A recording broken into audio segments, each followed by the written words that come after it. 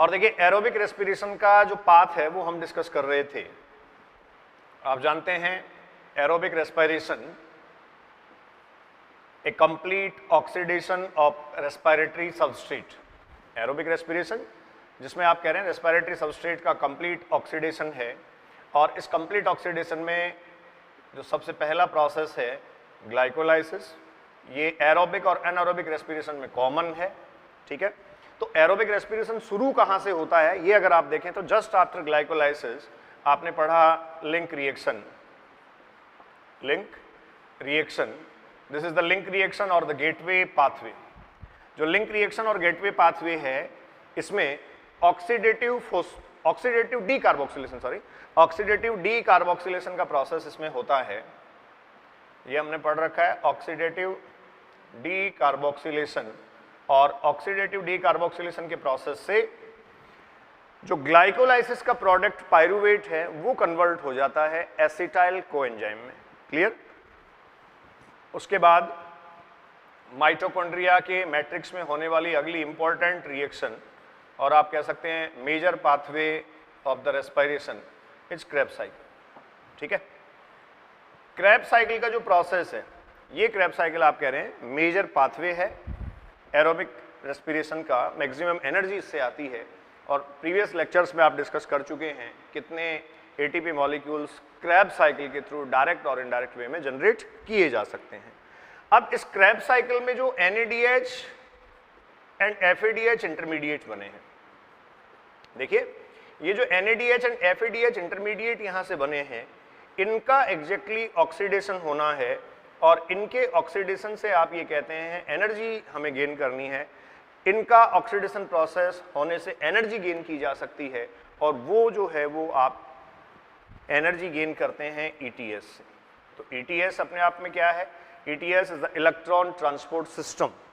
ठीक है, मैं बहुत पहले भी आपको बता चुका हूं, दो तरीके हैं आपके पास, two methods are there to produce और generate ATP। So electron transport system आप ये कह रहे हैं दो मेथड है आपके पास ATP जनरेट करने के। एक सबस्ट्रेट लेवल का फॉस्फोराइलेशन है जिसमें डायरेक्ट फॉर्मेशन होता है। देखिए अब तक सबस्ट्रेट लेवल का फॉस्फोराइलेशन जो है एक स्टेप आपने टू स्टेप्स आपने ग्लाइकोलाइसिस में डिस्कस किए हैं। 2 steps in glycolysis of SLP, substrate level phosphorylation, direct ATP formation वहां होता है। और एक स्टेप आपने पढ़ा है इसमें क्रेब्स साइकिल में, जिसमें डायरेक्ट ATP या फिर GTP का फॉर्मेशन होता है। क्लियर? तो स्टूडेंट्स अब हम जो इनडायरेक्ट मेथड है जिसमें FADH और NADH जो एनर्जी इंटरमीडिएट बने हैं वो किस तरीके से इलेक्ट्रॉन ट्रांसपोर्ट सिस्टम को रेगुलेट करते हैं, या इलेक्ट्रॉन ट्रांसपोर्ट सिस्टम के थ्रू किस तरीके से ATP जनरेट करते हैं, इसको डिस्कस करेंगे। सो टॉपिक हमारा है the ETS, electron transport system. बहुत टेक्निकल और कंसेप्चुअल टॉपिक है, तो आप कीनली ऑब्जर्व करें। Electron transport system, electron transport system. ठीक है, इस इलेक्ट्रॉन ट्रांसपोर्ट सिस्टम के देखिए 2 पार्ट हैं, बहुत क्लियरली मैं इसको कैटेगराइज कर सकता हूं। ETC, this is the electron transport chain. ETC आप कह सकते हैं इलेक्ट्रॉन ट्रांसपोर्ट चेन। क्लियर? और देखिए सेकंड पार्ट इसका जिसमें ATP का फॉर्मेशन होगा, that is the oxidative phosphorylation. Oxidative phosphorylation, ये process oxidative phosphorylation. Oxidative phosphorylation के प्रोसेस में क्या होगा, तो आप डायरेक्टली यहां मेंशन कर सकते हैं ATP formation will be there. ATP formation हो जाएगा ऑक्सीडेटिव फॉस्फोराइलेशन में। क्लियर? तो यहां देखिए ETC इलेक्ट्रॉन ट्रांसपोर्ट सिस्टम जो था उसमें इलेक्ट्रॉन ट्रांसपोर्ट चेन जो बना, इलेक्ट्रॉन ट्रांसपोर्ट चेन इलेक्ट्रॉन्स के ट्रांसफर को इंडिकेट करता है। Due to the transfer of electrons वहां प्रोटॉन्स की पंपिंग होती है, और प्रोटॉन की पंपिंग जो है उससे प्रोटॉन ग्रेडियंट बनता है। उस प्रोटॉन ग्रेडियंट को यूज करके क्या बनाया जाता है? ATP।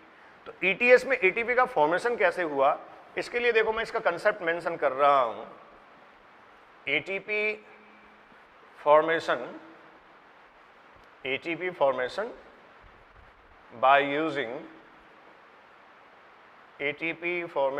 by using proton gradient. जो प्रोटॉन ग्रेडियंट है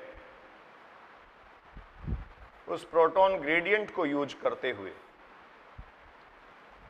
जो प्रोटॉन ग्रेडियंट है उस प्रोटॉन ग्रेडियंट को यूज करते हुए आप ये कह रहे हैं क्या होता है, एटीपी का फॉर्मेशन होता है। ठीक है, अब ये प्रोटॉन ग्रेडियंट कहाँ बनता है? प्रोटॉन ग्रेडियंट का सीधा सा मतलब है प्रोटॉन्स की high concentration, high amount of proton.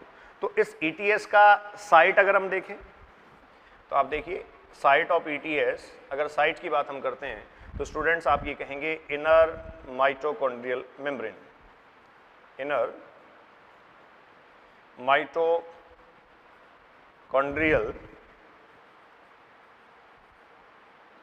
Membrane, inner mitochondrial membrane ये है। और ये जो इनर माइटोकॉन्ड्रियल मेम्ब्रेन है, ठीक है, इस इनर माइटोकॉन्ड्रियल मेम्ब्रेन पर प्रोटीन कॉम्प्लेक्सेज लगे हैं, इस पर आप कह सकते हैं प्रेजेंट हैं कॉम्प्लेक्सेज। और ये जो कॉम्प्लेक्सेज हैं, इन कॉम्प्लेक्स से इलेक्ट्रॉन्स का ट्रांसफर होता है, प्रोटॉन्स की पंपिंग होती है। कॉम्प्लेक्स फर्स्ट टू कॉम्प्लेक्स 5 तक हम डिस्कस कर सकते हैं और फाइनली आप कह सकते हैं एटीपी का फॉर्मेशन हो जाता है। तो स्टूडेंट्स ईटीएस पे हम आ रहे हैं, उससे पहले आपको सिर्फ मैंने एक बेसिक ब्रीफ किया है। एरोबिक रेस्पिरेशन का प्रोसेस है। The respiration, aerobic type of respiration is the complete oxidation of respiratory substrate. और उसमें जो कॉमन पाथ है उसमें आप पढ़ चुके हैं ग्लाइकोलाइसिस, जो एरोबिक और एनारोबिक में कॉमन है। उसके बाद ग्लाइकोलाइसिस का पायरुवेट अगर माइटोकॉन्ड्रिया में एंटर कर जाता है, if the pyruvate that is the product of glycolysis enters to the mitochondria, mitochondria में अगर वो एंटर करता है तो आप ये कहेंगे वो कौन सी रिएक्शन को इनिशिएट करता है, लिंक रिएक्शन को। और फाइनली जो लिंक रिएक्शन है वो एरोबिक रेस्पिरेशन के प्रोसेस का फर्स्ट ऑक्सीडेटिव डीकार्बोक्सिलेशन होता है। ठीक है, फर्स्ट ऑक्सीडेटिव डीकार्बोक्सिलेशन ये होता है और इस ऑक्सीडेटिव डीकार्बोक्सिलेशन से एसिटाइल कोएंजाइम बनता है। इस एसिटाइल कोएंजाइम की एंट्री होती है क्रेब्स साइकिल में। क्रेब्स साइकिल से NADH और FADH एनर्जी इंटरमीडिएट बनते हैं। ये NADH और FADH ऑक्सीडाइज होकर, जो एनर्जी इंटरमीडिएट हैं ये ऑक्सीडाइज होकर क्या करते हैं, एटीपी का फॉर्मेशन करते हैं। तो एटीपी का फॉर्मेशन यहाँ जो हो रहा है वो ETS लेवल का फॉस्फोराइलेशन है। The phosphorylation process is the formation of ATP.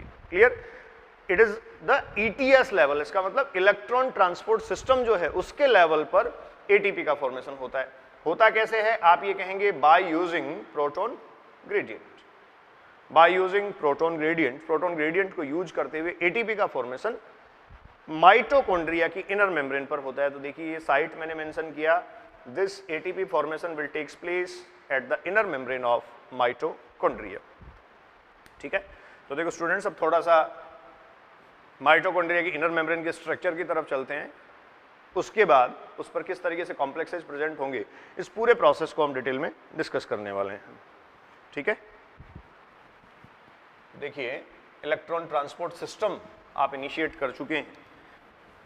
आप बहुत माइन्यूट एस्पेक्ट को डिस्कस कर रहे हैं जिसमें आपको ये क्लियर होगा कि एटीपी का फॉर्मेशन किस तरीके से माइटोकॉन्ड्रिया की इनर मेम्ब्रेन पर होता है। ठीक है, तो ये देखिए ये सेलुलर रेस्पिरेशन की प्रोसेस के लिए, जो सेलुलर रेस्पिरेशन का प्रोसेस है उसके लिए आप ये कहते हैं ये है माइटोकॉन्ड्रिया, ये outer mitochondrial membrane. Clear, and this one is the inner mitochondrial membrane. और इस इनर माइटोकॉन्ड्रियल मेम्ब्रेन पर कॉन्वोलेटेड आप कहेंगे इन इनर फोल्डिंग होती है या इनफोल्डिंग इस पे प्रेजेंट होती है। This infolding is called as the cristae. Clear, this infolding is called as the cristae. ये माइटोकॉन्ड्रिया आप जानते हैं सेमी ऑटोनॉमस सेल ऑर्गेनेल है, जीनोमिक कंटेंट खुद का होल्ड करता है। इसके अलावा आप ये कह सकते हैं डिफरेंट टाइप ऑफ एंजाइम्स इसमें प्रेजेंट हैं। 70S राइबोसोम की इसमें प्रेजेंस है। तो ये जो है ये हुआ mitochondrial matrix, mitochondrial matrix MM. This mitochondrial matrix is also the site of Krebs cycle. ठीक है, अब देखिए यहां इस इनर मेम्ब्रेन ऑफ माइटोकॉन्ड्रिया पर आपने कहा इस इनर मेम्ब्रेन ऑफ माइटोकॉन्ड्रिया पर क्या एग्जिस्ट करता है, ETS। Inner membrane of mitochondria पर ETS की प्रेजेंस होती है और ETS में डिफरेंट टाइप ऑफ कॉम्प्लेक्सेज हैं, जिसमें मैंने कहा भी कॉम्प्लेक्स फर्स्ट टू कॉम्प्लेक्स 5, यहाँ different type of complexes present होते हैं और ये जो कॉम्प्लेक्सेज यहाँ प्रेजेंट हैं ये कॉम्प्लेक्सेज के थ्रू ATP का फॉर्मेशन होता है। तो आइए आगे बात करते हैं। Inner mitochondrial membrane and outer mitochondrial के बीच एक स्पेस आप देख पा रहे हैं, ये जो स्पेस है this space will call as the peri mitochondrial space. और ये पेरी माइटोकॉन्ड्रियल स्पेस यहाँ इसलिए इंपॉर्टेंट है क्योंकि देखिए जो प्रोटॉन ग्रेडियंट बनता है, अभी मैं कह रहा था आपको कि प्रोटॉन ग्रेडियंट का फॉर्मेशन होगा, ये प्रोटॉन ग्रेडियंट जो है इसी को यूज करते हुए by using this proton gradient there the formation of the ATP, the process by which formation of ATP will takes place. तो ये जो पेरी माइटोकॉन्ड्रियल स्पेस है इसी में प्रोटॉन ग्रेडियंट बनता है। ठीक है, अब इसको थोड़ा सा मैं इलैबोरेट कर लेता हूं। देखिए जैसे ये आउटर माइटोकॉन्ड्रियल मेम्ब्रेन है, आउटर माइटोकॉन्ड्रियल मेम्ब्रेन है, क्लियर। ये आप कह रहे हैं इनर माइटोकॉन्ड्रियल मेम्ब्रेन है, ये लीजिए इनर माइटोकॉन्ड्रियल मेम्ब्रेन हम कह रहे हैं। ठीक है, उसका डायग्राम का एक पोर्शन मैंने यहाँ लिया है और ये इन बिटवीन PMS है, पेरी माइटोकॉन्ड्रियल स्पेस। ये जो साइट है ये माइटोकॉन्ड्रियल मैट्रिक्स का फेस है, मैट्रिक्स साइट। ठीक है, और इसके बाहर आप ये कह सकते हैं ये साइटोप्लाज्मिक फेस है या साइटोप्लाज्मिक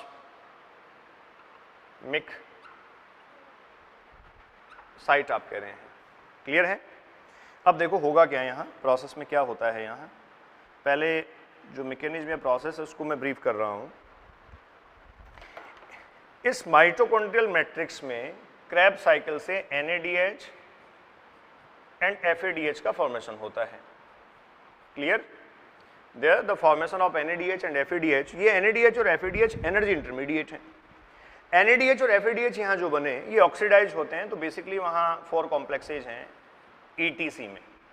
देखो कॉम्प्लेक्सेज में बोल रहा हूँ 4, ETC ये होल्ड करता है कॉम्प्लेक्स फर्स्ट टू कॉम्प्लेक्स 4। ये कौन से कॉम्प्लेक्सेज होते हैं अभी डिटेल में हम बात करेंगे। तो कॉम्प्लेक्स फर्स्ट टू कॉम्प्लेक्स 4 यहाँ एग्जैक्टली ऑक्सीडेशन का प्रोसेस होता है, इलेक्ट्रॉन का ट्रांसफर होगा और इस इलेक्ट्रॉन ट्रांसफर के प्रोसेस से ATP जनरेट होगा। कॉम्प्लेक्स फर्स्ट से कॉम्प्लेक्स 4 तक आपने कहा, फर्स्ट सेकंड थर्ड फोर्थ 4 जो कॉम्प्लेक्सेज लगे हैं इनके थ्रू NADH और FADH का ऑक्सीडेशन होते हुए इलेक्ट्रॉन्स का ट्रांसफर होता है और इलेक्ट्रॉन्स का ट्रांसफर होने के साथ साथ स्टूडेंट्स प्रोटॉन्स की क्या होती है, पंपिंग, क्लियर। इलेक्ट्रॉन्स का ट्रांसफर होने के साथ साथ प्रोटॉन्स की पंपिंग होती है। माइटोकॉन्ड्रियल मैट्रिक्स से प्रोटॉन्स पंप करते हैं या मूव करते हैं, कहाँ आप कहेंगे एग्जैक्टली पेरी माइटोकॉन्ड्रियल स्पेस में। अब कंटिन्यूसली ये ऑक्सीडाइज होते रहेंगे, इलेक्ट्रॉन्स ट्रांसफर होते रहेंगे, प्रोटॉन्स की पंपिंग होती रहेगी। तो यहाँ इस पेरी माइटोकॉन्ड्रियल स्पेस में जो माइटोकॉन्ड्रिया की इनर और आउटर मेम्ब्रेन के बीच का स्पेस है, इस पेरी माइटोकॉन्ड्रियल स्पेस में आप कह दीजिए प्रोटॉन्स एक्यूमुलेट हो जाएंगे और वहां बनेगा प्रोटॉन ग्रेडियंट।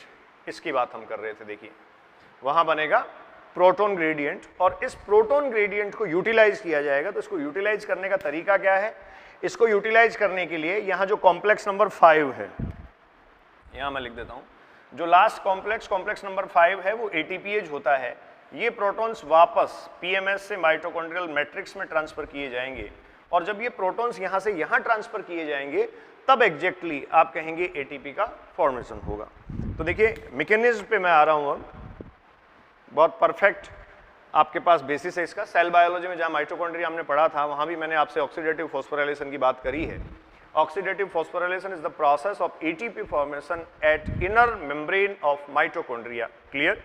माइटोकॉन्ड्रिया की इनर मेम्ब्रेन पर ATP का फॉर्मेशन होता है by the process of oxidation reduction by the process of oxidation reduction there is the formation of ATP। तो ऑक्सीडेशन रिडक्शन किसका, आप ये कहेंगे ये जो कॉम्प्लेक्सेज लगे हैं, ये जो कॉम्प्लेक्सेज लगे हैं, ये complexes first second third fourth, ये जो कॉम्प्लेक्सेज लगे हैं ये सब कॉम्प्लेक्सेज ऑक्सीडेशन रिडक्शन में जाएंगे। ऐसी रिएक्शंस होने से इलेक्ट्रॉन्स कंटिन्यू ट्रांसफर होंगे और प्रोटॉन्स की पंपिंग हो जाएगी। तो जो प्रोटॉन्स यहाँ पीएमएस में या पेरी माइटोकॉन्ड्रियल स्पेस में एक्यूमुलेट होंगे, उन प्रोटॉन्स को यूज करते हुए बाय यूजिंग दीज प्रोटॉन्स यहाँ क्या हो जाएगा, एटीपी का फॉर्मेशन हो जाएगा। क्लियर? तो देखो अब इसके बाद इसके मैकेनिज्म पे हम आ रहे हैं, तो कैसे कैसे क्या क्या चेंजेज होंगे इनको थोड़ा डिस्कस कर लेते हैं। यहां से आपने कहा माइटोकॉन्ड्रियल इनर मेम्ब्रेन जो है वो ETS का साइट है। ETS ऑक्सीडेटिव फॉस्फोराइलेशन के थ्रू ATP बनाने का प्रोसेस है। ETS से ATP बनता कैसे है, तो आपने कहा by using the proton gradient, proton gradient को यूज करके ATP बना लिया जाता है। ठीक है,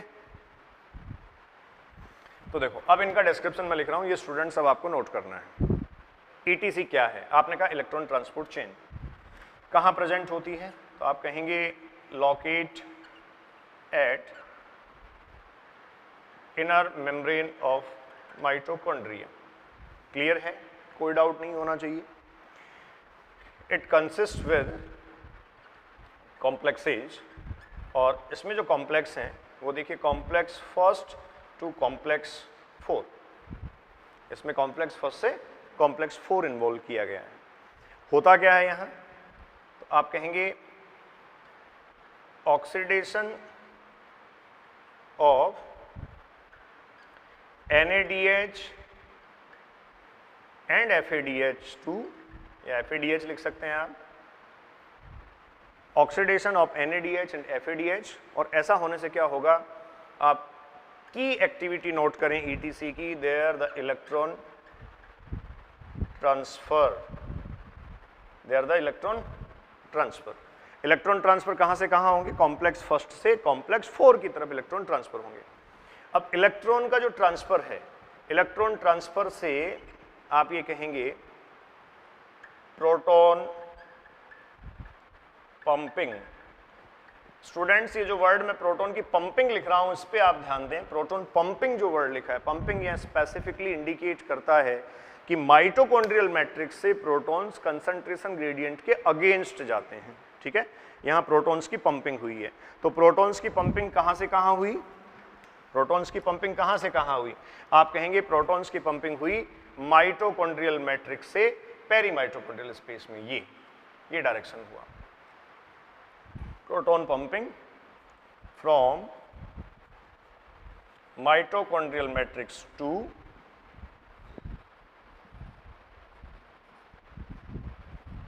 mitochondrial matrix to PMS, peri mitochondrial space, from mitochondrial matrix to peri mitochondrial space PMS। ठीक है, अब ये प्रोटॉन्स की पंपिंग यहां हो गई, तो प्रोटॉन वहां जो एक्यूमुलेट हुए उन प्रोटॉन्स को यूज करके ATP बनाया गया। तो देखो इधर आ जाते हैं हम, ऑक्सीडेटिव फॉस्फोराइलेशन, ATP फॉर्मेशन मैं लिख रहा हूं by using proton gradient, ATP formation by using the proton gradient. Clear? अब ये प्रोटॉन ग्रेडियंट यूज करके ATP का फॉर्मेशन कर लिया गया, तो यहां से देखिए सबसे पहली बात, प्रोटॉन ग्रेडियंट कहां एक्यूमुलेट, कहां बना था, प्रोटॉन ग्रेडियंट आप कहेंगे PMS में बना, और अब प्रोटॉन्स या फिर आप कह सकते हैं जो H+ है, इस H+ का ट्रांसफर होगा, transfer from H+ transfer from PMS peri mitochondrial space to mitochondrial matrix back transfer है ये, फिर से ट्रांसफर माइटोकॉन्ड्रियल मैट्रिक्स में हो जाएंगे, जैसा अभी मैंने पहले बताया था। तो देखो एक डायरेक्शन ये है, यहां से आप ये कह रहे हैं ये प्रोटॉन्स जो हैं वो माइटोकॉन्ड्रियल मैट्रिक्स से पेरी माइटोकॉन्ड्रियल स्पेस में ट्रांसफर होते हैं और पेरी माइटोकॉन्ड्रियल स्पेस में प्रोटॉन ग्रेडियंट बन जाता है। अब पेरी माइटोकॉन्ड्रियल स्पेस में जो प्रोटॉन्स हैं उनको फिर से माइटोकॉन्ड्रियल मैट्रिक्स में ट्रांसफर किया जाता है और जब ऐसा हो रहा होता है तो एटीपी का फॉर्मेशन होता है। ध्यान रखें आप, ये जो प्रोटॉन का ट्रांसफर है वापस वहां, इसको करने के लिए कॉम्प्लेक्स 5, जिसको कॉम्प्लेक्स 5 हम काउंट करते हैं, कॉम्प्लेक्स 5 ये एटीपीएज कॉम्प्लेक्स है, एटीपीएज कॉम्प्लेक्स, कॉम्प्लेक्स 5 है और ये कॉम्प्लेक्स 5 एटीपीएज कॉम्प्लेक्स है। इस एटीपीएज कॉम्प्लेक्स से जो पेरी माइटोकॉन्ड्रियल स्पेस में प्रोटॉन्स पड़े थे वो प्रोटॉन्स माइटोकॉन्ड्रियल मैट्रिक्स में ट्रांसफर हो गए। ठीक है, अब यहां देखो, जो माइटोकॉन्ड्रियल मैट्रिक्स में ट्रांसफर हुए प्रोटॉन्स, जब वो ट्रांसफर हो रहे थे तब आपने कहा कॉम्प्लेक्स 5 के थ्रू होते हुए आए जो एटीपीएज कॉम्प्लेक्स है, और इसके थ्रू जब आए तो वहां क्या बन गया, एटीपी। तो एक बार आप देख लें, इलेक्ट्रॉन ट्रांसपोर्ट सिस्टम की जो है वो बच्चों मैंने फ्लो चार्ट बना रखा है, और इसमें जो फ्लो चार्ट है इसमें बहुत क्लियर आपको ये बताया गया है, there is the 2 part of electron transport system. जो ETS है, इस ETS के बहुत क्लियरली 2 पार्ट हैं आपके पास। एक है जिसमें ऑक्सीडेटिव फॉस्फोराइलेशन का प्रोसेस होता है, ये ऑक्सीडेटिव फॉस्फोराइलेशन का प्रोसेस एटीपीएज कॉम्प्लेक्स के थ्रू होता है। जो एटीपीएज कॉम्प्लेक्स है वो FOF1 कॉम्प्लेक्स भी आप कह सकते हैं, ये FOF1 पार्टिकल्स को होल्ड करता है, और FOF1 पार्टिकल्स के थ्रू PMS में एक्यूमुलेटेड प्रोटॉन्स माइटोकॉन्ड्रियल मैट्रिक्स में ट्रांसफर हो जाते हैं, और उससे क्या बनता है, ओवरऑल एटीपी का फॉर्मेशन हो जाता है। तो देखो, अब इसके डिटेल्ड व्यू पे हम जाते हैं। पहले कॉम्प्लेक्सेज की बात करेंगे, कौन से कॉम्प्लेक्सेज प्रेजेंट होते हैं और उनके कंपोनेंट्स क्या होते हैं, तो आप इसको नोट कर लें। दूसरी तरफ मैं कॉम्प्लेक्सेज लिख रहा हूं। और माइटोकॉन्ड्रियल मेम्ब्रेन जो है, इनर माइटोकॉन्ड्रियल मेम्ब्रेन, उस पर ETS प्रेजेंट है, तो आप अगला टाइटल लिख सकते हैं, ETS complexes and there components.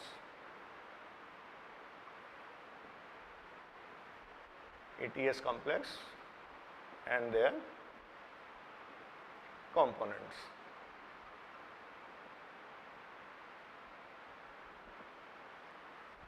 ETS complexes and their components. Clear? देखो, कॉम्प्लेक्स 1 to 4 तो आपको पता है ETC का पार्ट है, तो complex 1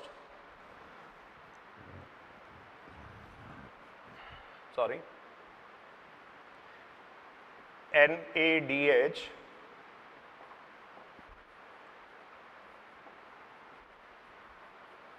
dehydrogenase, NADH dehydrogenase, second succinate dehydrogenase। तो आपको देखने को मिल रहा है कि एंजाइम कॉम्प्लेक्सेज हैं, बेसिकली ये प्रोटीन कॉम्प्लेक्सेज हैं। ठीक है, थर्ड आप कह सकते हैं साइटोक्रोम, इन शॉर्ट लिखा CYT मैंने, cytochrome BC1 complex, cytochrome BC1 complex, complex number 3। Complex 4 ये आप कहेंगे cytochrome oxidase complex, cytochrome oxidase complex, cytochrome BC1 complex और साइटोक्रोम ऑक्सीडेज कॉम्प्लेक्स हो गया।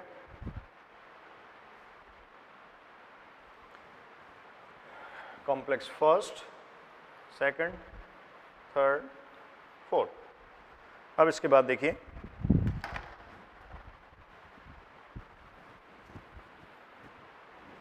इनके कंपोनेंट्स की बात हम करते हैं। कॉम्प्लेक्स 5 आप जानते हैं एटीपीएच कॉम्प्लेक्स है, जिसको हम अलग से लिखेंगे कॉम्प्लेक्स 5, जिसको एटीपीएच आपने कहा है, उसकी अलग से हम बात करेंगे। तो complex 1st to complex 4 ETC का पार्ट है। इनको आप एक बार देखें। जो NADH डिहाइड्रोजिनेज है ये कॉम्प्लेक्स 1st है, FMN फ्लेवेनॉइड्स हैं and FES ferrous sulphur proteins आप कहेंगे इसके कंपोनेंट्स। क्लियर? दूसरा सक्सिनेट डीहाइड्रोजनेज कॉम्प्लेक्स है, इसको एसडी कॉम्प्लेक्स भी आप कहते हैं। और बहुत इंपॉर्टेंट बात एक ये है, देखो आपने क्रेब्स साइकिल में मार्कर एंजाइम डिस्कस किया था और क्रेब्स साइकिल में आपने कहा था मार्कर एंजाइम होता है सक्सिनेट डीहाइड्रोजनेज। ये सक्सिनेट डीहाइड्रोजनेज ईटीएस में कॉम्प्लेक्स नंबर सेकंड की तरह एक्ट करता है, कॉम्प्लेक्स सेकंड हमने लिखा है। और यही सक्सिनेट डीहाइड्रोजनेज क्रेब्स साइकिल में आप ये कहते हैं प्रोसेस में पार्टिसिपेट करता है, मतलब ऑक्सीडेशन के प्रोसेस में पार्टिसिपेट करता है। तो सक्सिनेट डीहाइड्रोजनेज जो इंटरेस्टिंग पॉइंट है वो ये है, यहाँ ETS में तो ये FADH2 का ऑक्सीडेशन करता है, मतलब FADH2 बनवा देता है। और क्रेब्स साइकिल में अगर आप देखें तो क्रेब्स साइकिल में यही एंजाइम कौन सी प्रोसेस करवाता है, रिडक्शन। ठीक है, मतलब बहुत सीधा सा है। सक्सिनेट डीहाइड्रोजनेज को अगर आप देखें तो सक्सिनेट डीहाइड्रोजनेज एंजाइम जो कॉम्प्लेक्स नंबर सेकंड है, ये एक तरीके से क्रेब्स साइकिल और ETS के बीच का कनेक्शन या लिंक भी है। ETS के बीच का लिंक और कनेक्टिविटी ये है, तो ये क्या करता है, देखिए ये सक्सिनेट डीहाइड्रोजनेज ETS में FADH को ऑक्सीडाइज करवाता है। ETS में FADH जो बना हुआ है उसको ऑक्सीडाइज करवा के इलेक्ट्रॉन ट्रांसफर करवा देता है। और क्रेब्स साइकिल में आप ये कहेंगे ये FADH के फॉर्मेशन को कंप्लीट करवाता है, मीन्स क्रेब्स साइकिल में ये रिडक्शन कर रहा है और ETS में ये ऑक्सीडेशन कर रहा है। ठीक है, this is also known as the marker enzyme of the Krebs cycle because all enzymes of Krebs cycles are present, all enzymes of the Krebs cycle are present in the mitochondrial matrix except this succinate dehydrogenase। क्योंकि आपको clear है ये succinate dehydrogenase कहाँ locate करेगा, the inner membrane of mitochondria, mitochondria की inner membrane पर ये locate करेगा सक्सिनेट डीहाइड्रोजनेज। क्लियर है स्टूडेंट्स? तो देखो आगे हम डिस्कस कर रहे हैं इसके कंपोनेंट्स क्या क्या होंगे सक्सिनेट डीहाइड्रोजनेज के। तो इसके कंपोनेंट्स अगर हम लिखें तो यहाँ भी आपको देखने को मिलेगा, देखो SD सक्सिनेट डीहाइड्रोजनेज जो कॉम्प्लेक्स है इसमें FD या FAD,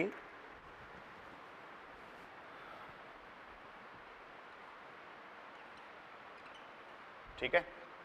और इसके अलावा आप कह सकते हैं जो फेरस सल्फर प्रोटीन्स हैं, ये फेरस सल्फर प्रोटीन्स यहाँ भी क्या हो सकते हैं, कंपोनेंट। तो ये कॉम्प्लेक्स सेकंड है, कॉम्प्लेक्स फर्स्ट NADH डीहाइड्रोजनेज, ये इसके कंपोनेंट्स हैं दोनों।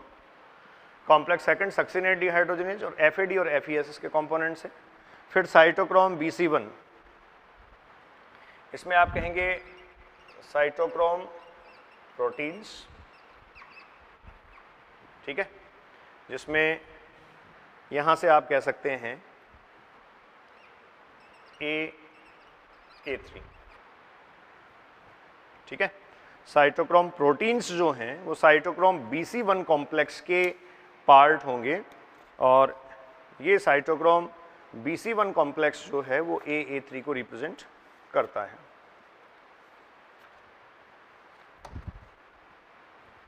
हाँ जी, तो कॉम्प्लेक्स थर्ड आपके पास साइटोक्रोम BC1 कॉम्प्लेक्स, इसको देखिए एनसीईआरटी में कोएंजाइम Q कॉम्प्लेक्स भी आपको लिखा हुआ मिल सकता है, CO जो मैंने लिखा है कोएंजाइम Q कॉम्प्लेक्स।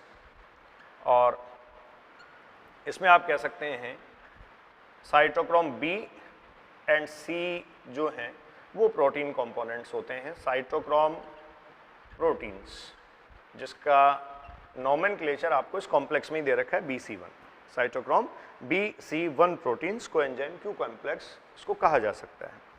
इसके बाद देखिए साइटोक्रोम ऑक्सीडेज कॉम्प्लेक्स है, तो साइटोक्रोम ऑक्सीडेज कॉम्प्लेक्स जो होगा इसमें साइटोक्रोम A3 ये भी प्रोटीन कंपोनेंट ही है। और उसके साथ साथ आप ध्यान रखें ये कॉपर सेंटर, कॉपर कंटेनिंग होता है, ये इसका स्पेसिफिकेशन है, ठीक है ना, इसमें कॉपर सेंटर्स प्रेजेंट होते हैं। ये सबसे लास्ट वाला कॉम्प्लेक्स है ETC का, इलेक्ट्रॉन ट्रांसपोर्ट सिस्टम में तो आपने पढ़ रखा है complex first two complex 4 complexes are there. तो ये जो 4 कॉम्प्लेक्सेज यहाँ प्रेजेंट है इसमें 4 कॉम्प्लेक्स पर एग्जैक्टली फाइनली इलेक्ट्रॉन एक्सेप्ट किया जाएगा, जो इलेक्ट्रॉन ट्रांसफर होके आएगा फर्स्ट से 4 तक, तो 4th में फाइनली इलेक्ट्रॉन एक्सेप्ट किया जाएगा इस साइटोक्रोम ऑक्सीडेज कॉम्प्लेक्स पर इलेक्ट्रॉन एक्सेप्टर के फॉर्म में। जो इलेक्ट्रॉन एक्सेप्टर है इस इलेक्ट्रॉन एक्सेप्टर के फॉर्म में साइटोक्रोम ऑक्सीडेज कॉम्प्लेक्स पर आप कहेंगे मॉलिक्यूलर ऑक्सीजन की प्रेजेंस होती है। This molecular oxygen will act as the final electron acceptor. This molecular oxygen will act as the final electron acceptor. ये फाइनल इलेक्ट्रॉन एक्सेप्टर की तरह एक्ट करेगी, और फाइनल इलेक्ट्रॉन एक्सेप्टर की तरह एक्ट करने का मतलब एग्जैक्टली आप ये कहेंगे ये इस प्रोसेस को रेगुलेट कर रही है। ठीक है, जो इलेक्ट्रॉन कॉम्प्लेक्स फर्स्ट से कॉम्प्लेक्स 4 को ट्रांसफर होंगे उनको ये फाइनली रिसीव कर लेगी। तो देखो आप कह रहे हैं ईटीएस कॉम्प्लेक्स और उसके कंपोनेंट्स, तो ईटीएस में हमें कॉम्प्लेक्स 5 भी डिस्कस करना है, लेकिन पहले मैं ईटीसी के 4 कॉम्प्लेक्सेज जो हैं उनकी डिटेल आपके सामने लिखी है मैंने। इसमें देखिए complex first NADH dehydrogenase complex, FMN और FES आप कहते हैं फ्लेविनॉइड्स, and FES exactly ferrous sulphur proteins जो हैं वो इसके कंपोनेंट्स होंगे। फिर आप कह रहे हैं succinate dehydrogenase complex, SD complex इसको हम कहते हैं। ये सक्सिनेट डिहाइड्रोजनेज एंजाइम जो है वो स्पेसिफिक है। क्रैब साइकिल में ये क्या करवा रहा है, आपने पढ़ा रिडक्शन, FADH2 का फॉर्मेशन करवा रहा है, और ETS में ये उसी FADH2 का क्या करवा रहा है, ऑक्सीडेशन। ठीक है, उसके बाद आप कहते हैं cytochrome BC1 complex, cytochrome BC1 complex the complex number 3, इसमें आप कह रहे हैं इसको कोएंजाइम Q कॉम्प्लेक्स भी कहा जाता है। ठीक है, और कोएंजाइम Q कॉम्प्लेक्स इसको आप कह रहे हैं साइटोक्रोम प्रोटीन से मिलकर ये बना होता है, cytochrome proteins, cytochrome B and C1। उसके बाद फोर्थ कॉम्प्लेक्स आपके पास है साइटोक्रोम ऑक्सीडेज कॉम्प्लेक्स, और ये साइटोक्रोम ऑक्सीडेज कॉम्प्लेक्स में आपके पास है साइटोक्रोम A, साइटोक्रोम A3, और ये कॉपर कंटेनिंग होता है, कॉपर सेंटर यहाँ प्रेजेंट होता है। और फाइनली आपने इसके लिए लिखा कि जो साइटोक्रोम ऑक्सीडेज कॉम्प्लेक्स है, ये cytochrome oxidase complex molecular oxygen को होल्ड करता है, जो इलेक्ट्रॉन एक्सेप्टर है, फाइनली इलेक्ट्रॉन को एक्सेप्ट करता है, और इलेक्ट्रॉन ट्रांसफर का सिस्टम यही कॉम्प्लेक्स फॉर्म में स्टॉप हो जाता है।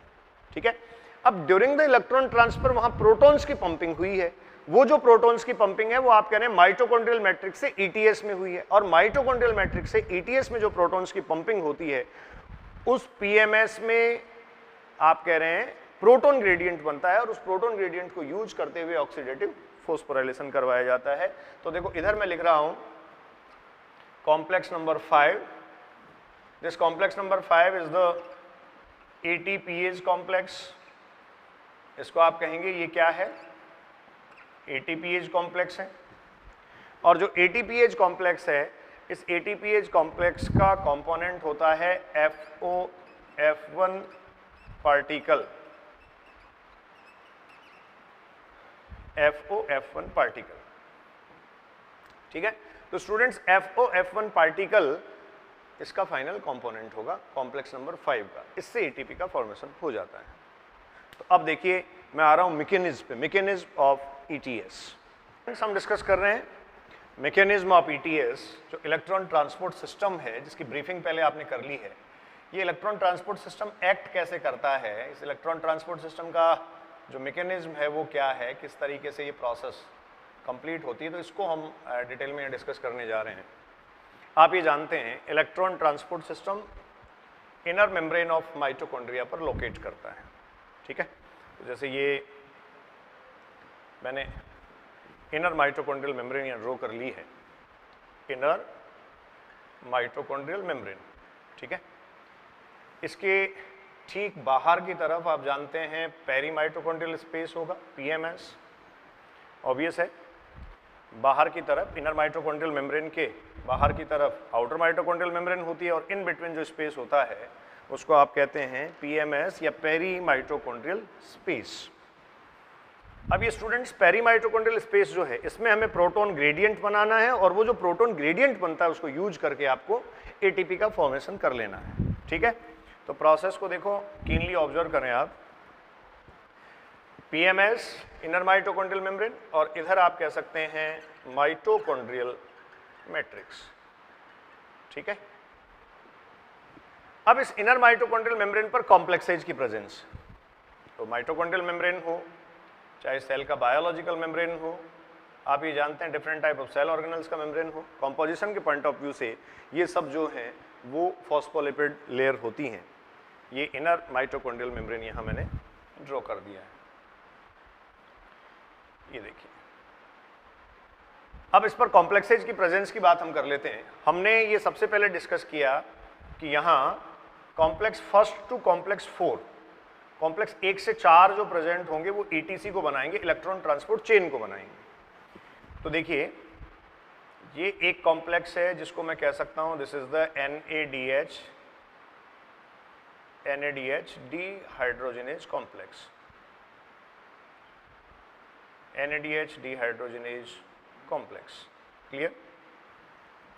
और NADH डिहाइड्रोजनेज कॉम्प्लेक्स जो है इसके कंपोनेंट्स मैं कह सकता हूं, जैसा हमने पहले बात की थी, FMN देन FES, ठीक है, कॉम्प्लेक्स नंबर फर्स्ट। उसके बाद स्टूडेंट्स मैं आ रहा हूं कॉम्प्लेक्स नंबर थर्ड। देखिए ये कॉम्प्लेक्स नंबर थर्ड है, इलेक्ट्रॉन्स का ट्रांसफर कॉम्प्लेक्स फर्स्ट से कॉम्प्लेक्स थर्ड को होता है, ये आपको क्लियर होना चाहिए। ये कॉम्प्लेक्स थर्ड है, ये कॉम्प्लेक्स आप कह सकते हैं फर्स्ट है। इसके ठीक बाद यहां कॉम्प्लेक्स नंबर सेकंड आप कहेंगे लोकेट करेगा, ये complex second, then this one will be the complex number 4, ये कॉम्प्लेक्स 4 है और इस कॉम्प्लेक्स 4 को आप कह सकते हैं साइटोक्रोम ऑक्सीडेज, साइटोक्रोम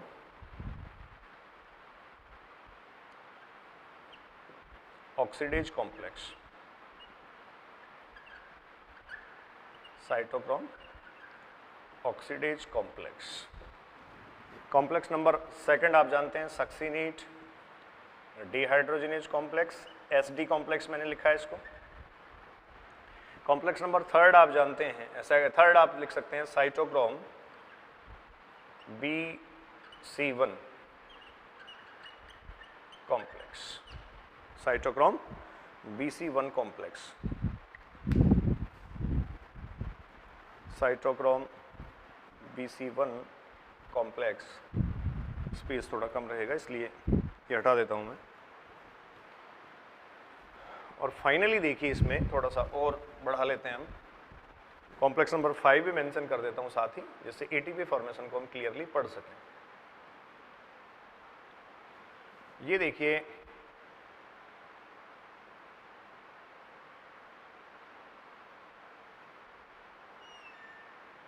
ये है कॉम्प्लेक्स नंबर 5 और इसको आप कहते हैं ATPase कॉम्प्लेक्स, इसको आप कहते हैं ATPase complex, clear. F1 particle के साथ ही एग्जिस्ट करता है। Cytochrome oxidase complex is the complex number 4, this is the complex number 4, ठीक है। ये है NADH डिहाइड्रोजनेज, ऊपर की तरफ लिख देता हूं मैं NADH डिहाइड्रोजनेज कॉम्प्लेक्स। ये साइटोक्रोम BC1 कॉम्प्लेक्स आपने लिख ही दिया है और ये SD आपने लिख रखा है सक्सिनेट डिहाइड्रोजनेज। अब देखिए इसके कंपोनेंट भी लिखते हैं, cytochrome B FES and cytochrome C1, ठीक है। ये स्टूडेंट्स इसके कंपोनेंट हुए। कॉम्प्लेक्स थर्ड, कॉम्प्लेक्स सेकंड के कंपोनेंट्स भी अगर आप लिखें FAD, और इसमें भी आप कह सकते हैं आपके पास FES जो हैं वो फेरस सल्फर प्रोटीन्स की प्रेजेंस हो सकती है। उसके बाद ये है साइटोक्रोम A,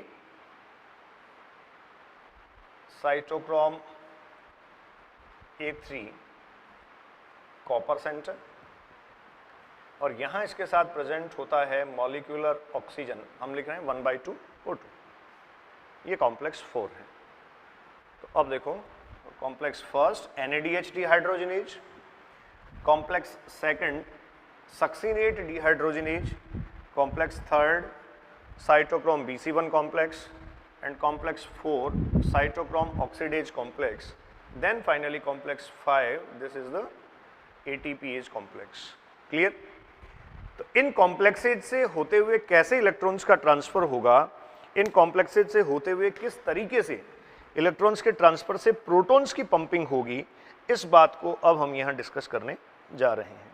ठीक है, तो देखिए सबसे पहले जो NADH डिहाइड्रोजनेज है उसके साथ NADH ऑक्सीडाइज होना शुरू होता है, 2NADH। क्लियर? और NADH ऑक्सीडाइज होना शुरू होगा, एक साथ ही हम लिख देते हैं 2 मॉलिक्यूल्स, आप 2 नहीं तो सिंगल रख सकते हैं। NCERT के अकॉर्डिंग चलें तो एक एक का डिस्क्रिप्शन ही पढ़ लेते हैं। देखिए NAD+ और NADH जो है वो कन्वर्ट हो जाएगा NAD+, ये ऑक्सीडाइज हुआ। अब जब ऐसा होगा तो ये यहाँ से इलेक्ट्रॉन्स ट्रांसफर होंगे FMN, देन आप कह सकते हैं FES, और FES के बाद एक यूबीक्विनॉन यहाँ है। ये यूबीक्विनॉन, देखिए U क्यों मैंने लिखा है, मैं इस तरफ लिख देता हूँ। इसमें यूबीक्विनॉन आपको लिखा हुआ मिल सकता है या आपको एंजाइम Q आपको लिखा हुआ मिल सकता है। This is the mobile electron career, this one will be the mobile electron career. ठीक है, ये मोबाइल इलेक्ट्रॉन कैरियर होगा। उसके बाद अगली एक्टिविटी पे मैं आ रहा हूं। यहां से आप ये कह रहे हैं इलेक्ट्रॉन्स फेरस सल्फर प्रोटीन से यूबीक्विनॉन को ट्रांसफर हो गए। This ubiquinol will converts into the UQH2। तो देखो आपको समझ आ रहा होगा, ऑक्सीडेशन रिडक्शन हो गया। ऑक्सीडेशन, ऑक्सीडेशन प्रोसेस के बाद आप ये कह देंगे यहां हुआ रिडक्शन। यहां से फाइनली साइटोक्रोम बी से FES, FES से साइटोक्रोम C1। ठीक है, और ये जो साइटोक्रोम C1 है, अब इससे जो इलेक्ट्रॉन्स हैं वो कॉम्प्लेक्स 4 को मूव करेंगे। थर्ड से सेकंड में नहीं जाएंगे, फर्स्ट से सेकंड में नहीं जाएंगे, फर्स्ट से थर्ड में जाते हैं, सेकंड से भी थर्ड में जाते हैं, और थर्ड से आप कह सकते हैं ये कॉम्प्लेक्स नंबर 4 जो है फोर्थ कॉम्प्लेक्स में चले जाते हैं। ठीक है, तो स्टूडेंट्स यहां साइटोक्रोम C जो है, साइटोक्रोम C PMS की तरफ साइटोक्रोम C की प्रेजेंस होती है। यहां बना देता हूं cytochrome C,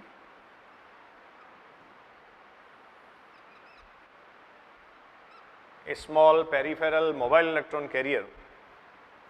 This cytochrome C will provide the electrons to cytochrome A, then transfer होगा cytochrome E3, copper center और finally molecular oxygen।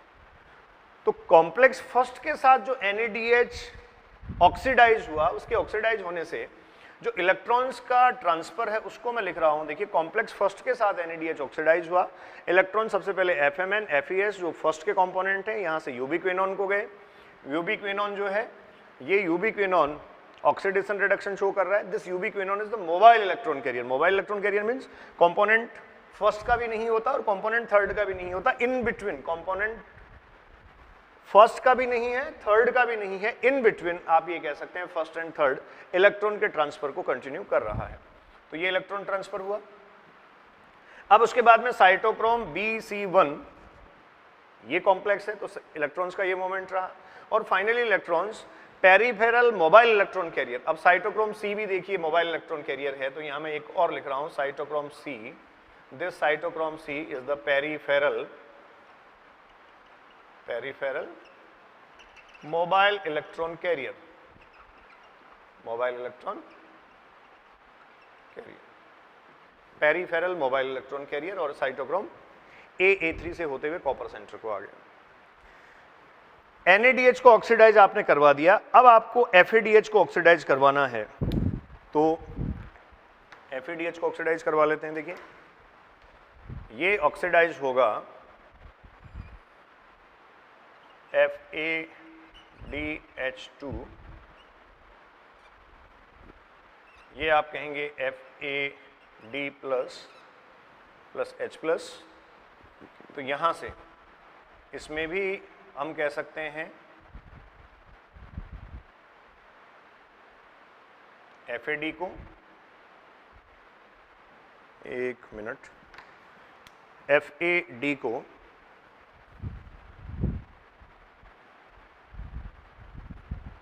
उसके बाद फेरस सल्फर आयंस को, ये इलेक्ट्रॉन्स का ट्रांसफर हुआ, ये लीजिए।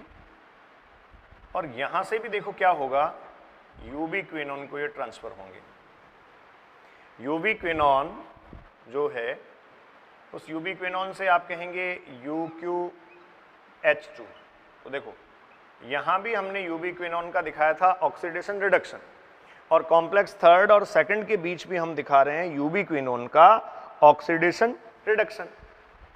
और इससे फाइनली इलेक्ट्रॉन्स जो यूबी क्विनॉन है, इससे इलेक्ट्रॉन्स आप ये कह रहे हैं ये जा रहे हैं साइटोक्रोम बी को, ये इलेक्ट्रॉन साइटोक्रोम बी को जा रहे हैं। साइटोक्रोम बी से आपको पता है FES, साइटोक्रोम C1, और साइटोक्रोम C1 से फिर साइटोक्रोम C जो पेरिफेरल मोबाइल इलेक्ट्रॉन कैरियर है, और वहां से कॉम्प्लेक्स नंबर 4 को। तो मोबाइल इलेक्ट्रॉन कैरियर कौन सा कहां एक्ट कर रहा है पहले तो उस पर मार्क करते हैं। देखिए यूबी क्विनॉन UQ और कोएंजाइम Q, ये इलेक्ट्रॉन कैरियर कहां कहां है, तो आप ये कह सकते हैं कॉम्प्लेक्स फर्स्ट और थर्ड के बीच, ठीक है, और इसके अलावा कॉम्प्लेक्स सेकंड और थर्ड के बीच। कॉम्प्लेक्स फर्स्ट से थर्ड को ट्रांसफर करता है इलेक्ट्रॉन, और कॉम्प्लेक्स सेकंड से भी थर्ड को ट्रांसफर करता है। तो ओवरऑल ये क्लियर हुआ, कॉम्प्लेक्स फर्स्ट से इलेक्ट्रॉन्स कॉम्प्लेक्स सेकंड को नहीं जाते हैं। ये सीक्वेंस में इनको आगे पीछे लिखने का मतलब भी यही है, कॉम्प्लेक्स फर्स्ट से कॉम्प्लेक्स सेकंड को कभी नहीं जाते हैं, कॉम्प्लेक्स फर्स्ट से भी थर्ड को जाते हैं, और कॉम्प्लेक्स सेकंड से भी किसको जाते हैं, थर्ड को। और इस कॉम्प्लेक्स थर्ड से जो साइटोक्रोम C है, ये पेरिफेरल मोबाइल इलेक्ट्रॉन कैरियर है, तो ये किस किस के बीच हुआ, ये आप कह सकते हैं कॉम्प्लेक्स थर्ड से कॉम्प्लेक्स 4 के बीच मोबाइल इलेक्ट्रॉन कैरियर रहा, ठीक है। मोबाइल इलेक्ट्रॉन कैरियर कहां कहां रहा, कॉम्प्लेक्स फर्स्ट और थर्ड के बीच, कॉम्प्लेक्स सेकंड और थर्ड के बीच, और इसके अलावा कॉम्प्लेक्स थर्ड और फोर्थ के बीच। ये मोबाइल इलेक्ट्रॉन कैरियर्स यहाँ एक्ट करते हैं, काम करते हैं। इनका भी एक ब्रीफ डिस्क्रिप्शन हम पढ़ेंगे, एनसीईआरटी ने लिखा है, एनसीईआरटी का पूरा मैटर मैं एक्सप्लेन करूंगा कैसे हुआ। तो देखिए इनर माइटोकॉन्ड्रियल मेम्ब्रेन पर सबसे पहले NADH ऑक्सीडाइज होता है। ये जो NADH का ऑक्सीडेशन होता है, ये NADH यहाँ ऑक्सीडाइज होता है। ये NADH एग्जैक्टली ऑक्सीडाइज होने से जो इलेक्ट्रॉन प्रोवाइड करता है, तो इसके जो कंपोनेंट्स हैं या जो कॉम्प्लेक्स के कंपोनेंट्स हैं, ये ऑक्सीडेशन रिडक्शन रिएक्शंस को परफॉर्म करते हैं। जैसे देखो हमने जो मोबाइल इलेक्ट्रॉन कैरियर है उनका ऑक्सीडेशन रिडक्शन यहाँ शो किया है, मोबाइल इलेक्ट्रॉन कैरियर्स का आपने ऑक्सीडेशन रिडक्शन शो किया है, ठीक है। मोबाइल इलेक्ट्रॉन कैरियर्स का ऑक्सीडेशन रिडक्शन प्रोसेस आपने यहाँ शो कर रखा है, ठीक है। ये अगर क्रॉस में थोड़ा कहीं आपको कंफ्यूजन है तो मैं इनको इस सीक्वेंस में लिख देता हूं। आप साइटोक्रोम BC1 इस तरफ से लिखना शुरू कर दें, ठीक है ना, किसी तरीके का कंफ्यूजन बच्चों को नहीं रहे, ये पूरा एफर्ट हम कर रहे हैं। तो देखो मैं सिर्फ इतना सा चेंज कर रहा हूं, cytochrome B FES and cytochrome C1, ये लो, इधर से इधर मैंने कंपोनेंट्स को लिखा है सिर्फ। इससे बेनिफिट क्या होगा, इससे ये जो एरो आपके क्रॉस कर रहे हैं ये क्रॉस नहीं करेंगे, ये लो, ठीक है। तो ये यूबी क्विनॉन जो है फाइनली, अब देखो मैं सीक्वेंस प्रॉपर डिस्कस कर रहा हूं, कहां से कहां इलेक्ट्रॉन गया। आप ये देखिए NADH ऑक्सीडाइज हुआ, NADH के ऑक्सीडाइज होने से FMN FES को, FES से ubiquinone, ubiquinol, UQH2 को यूबी क्विनॉल बोला जाता है। यहां से इलेक्ट्रॉन आप कहेंगे साइटोक्रोम C1, साइटोक्रोम C1 से आप कहेंगे FES, FES से आप कहेंगे साइटोक्रोम B, और साइटोक्रोम B से आप देखिए ये कह देंगे साइटोक्रोम C कॉम्प्लेक्स में चले गए, cytochrome C mobile electron carrier को चले गए, तो ये कॉम्प्लेक्स थर्ड से इस मोबाइल इलेक्ट्रॉन कैरियर को दे दी गई। इसी तरीके से यहां कॉम्प्लेक्स सेकंड के साथ FADH ऑक्सीडाइज हुआ, इसके ऑक्सीडाइज होने से इलेक्ट्रॉन्स FAD, FAD के बाद FES, FES के बाद यही देखिए यूबी क्विनॉन को दे दिए गए। फाइनली ये देखिए रिडक्शन में चला जाएगा, oxidation reduction, oxidation reduction, UqH2 और यहां से इलेक्ट्रॉन्स ट्रांसफर कर दिए जाएंगे साइटोक्रोम बी को। और साइटोक्रोम बी जो है, इस साइटोक्रोम बी से आपने ये पढ़ रखा है, ये इलेक्ट्रॉन्स कहां ट्रांसफर हो रहे हैं, ये साइटोक्रोम बी से इलेक्ट्रॉन्स ट्रांसफर हो रहे हैं साइटोक्रोम सी को।